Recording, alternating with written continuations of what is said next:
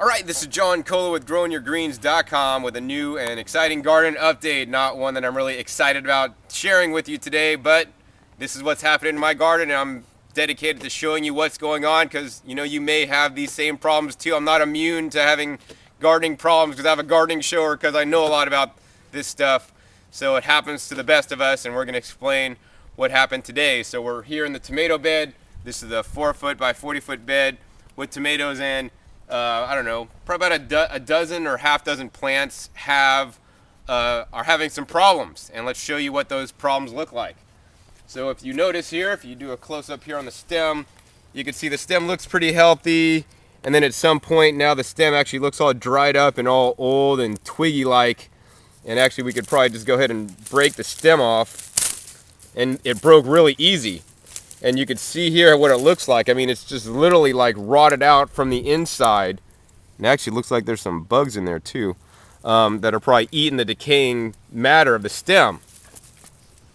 And I'm like, man, that really sucks. So basically what happens is the stem gets broken off and then the rest of the plant can't get its nutrition that efficiently. And this looks like it had been spreading from plant to plant. So using Google is your favorite gardening resource in many aspects, and many aspects it may not be because there's a lot of answers on Google. Whether they're all correct or not is another question, but we did a Google search.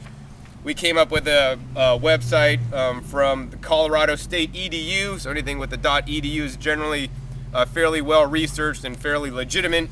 And we found out that this is called Fusarium and verticillium, and they're a soil-borne fungus that causes vascular wilt disease in tomatoes.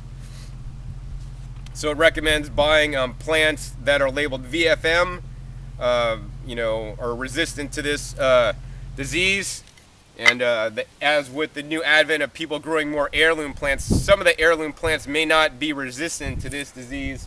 And actually, some of the plants that are being most affected are my white Isis candy, which is an heirloom variety, and I was actually really looking forward to eating white Isis candy tomatoes. They just sound delicious. So that's been a problem. So the solution, I think, once a plant gets this bad and this bad affected, I mean, you have no other solution than to pull them out, unfortunately.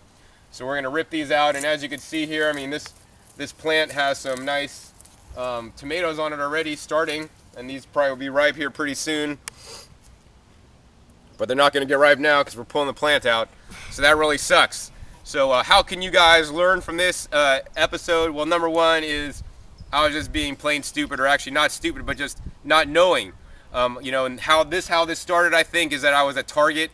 So once again, I probably shouldn't be buying, tomato starts at Target of all places. Should probably be buying them from a local nursery. But at Target, they had a variety that I hadn't seen anywhere else, and I wanted to buy it. And the plant overall looks pretty healthy, but I saw it had some kind of black dark stem on it, so I figured it's probably all right, and now it's spreading in my tomato patch. Not too cool. So definitely always a good, not good to buy at Target, but support your local nursery. Check your plants really well for any kind of discoloration or miscoloring. The other problem that we're having besides this disease is we think we have tomato spot wilt virus, and we could go next door to this plant, and this is actually a patio tomato. And you can see here we just picked the leaf, and it has all these black spots.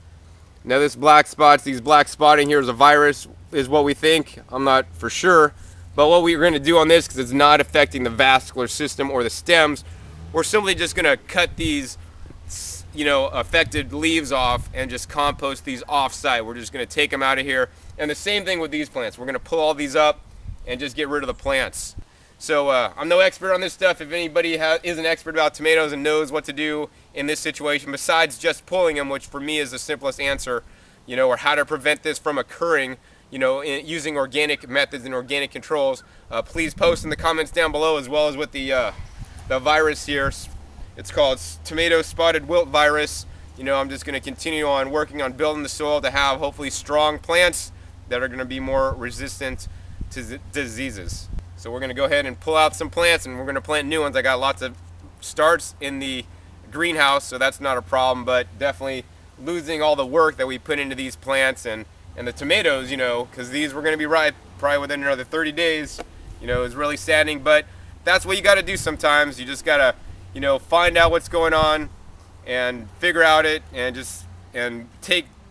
get a solution quick, because this could possibly spread to all my other tomatoes. We want to try to prevent that from happening. So this is John Cola with growingyourgreens.com. Keep on growing,